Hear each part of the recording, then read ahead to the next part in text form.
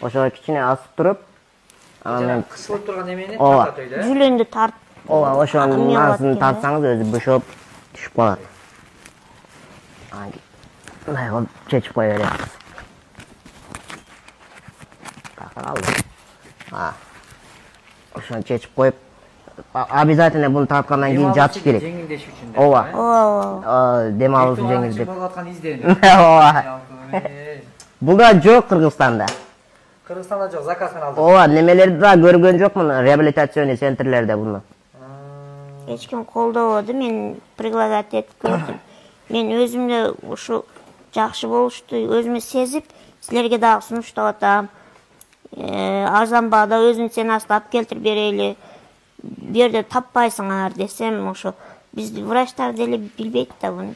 Колдонуп көргөн эмес. Колдонгондо кадимкидей жеңилдик берип аттыбы ушу? Ооба.